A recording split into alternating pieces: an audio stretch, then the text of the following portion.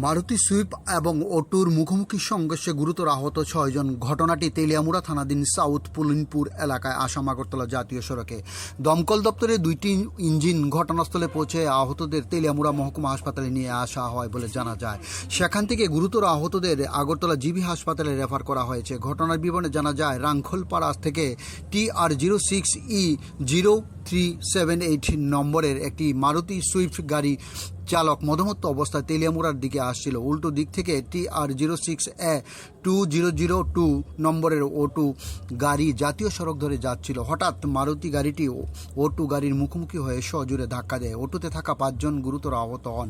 এক সময় অটোর চালক সামনের দিকে আটকে পড়ে যায়। দুর্ঘটনার ফলে এলাকাবাসীরা কোনো রকমে গাড়ি থেকে চালককে বের করে আনেন এবং খবর দেয় দমকল দপ্তরে। খবর পেয়ে দমকল দপ্তরের 2টি ইঞ্জিন ঘটনাস্থলে পৌঁছেন এবং আহতদের তেলিয়ামুড়া মহকুমা হাসপাতালে নিয়ে আসেন। তেলিয়ামুড়া মহকুমা হাসপাতাল থেকে প্রাথমিক চিকিৎসা করার পর 6 জনকে আগরতলা জিবিপি হাসপাতালে উন্নত চিকিৎসার জন্য রেফার করা হয়েছে বলে জানা যায়। D report, Khowai Times Bangla.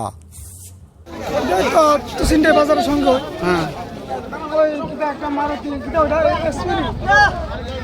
মারুতির সঙ্গে অটো সংঘর্ষ হয়েছে আর কি। ওতে অটোতে আসলে কত 5-6 জন আসছিল, তারা ইনজুর্ড হয়েছে খুব বেশি, এবং ওই গাড়ির তারা আছে তারাও ইনজুর্ড হয়েছে। অটোর তারা খুব মারাত্মকভাবে ইনজুর্ড হয়েছে। একজনের ঠ্যাং ভাঙছে, গলার দিকেও কাটছে, খুব মাথাও কাটছে।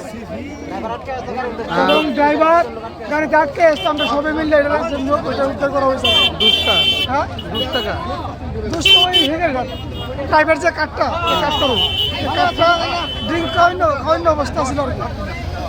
এইটা তো অটোটা তেলে আমরা পাইতেছি, রাঙ্গুল দিকে থেকে মারছে আর কি।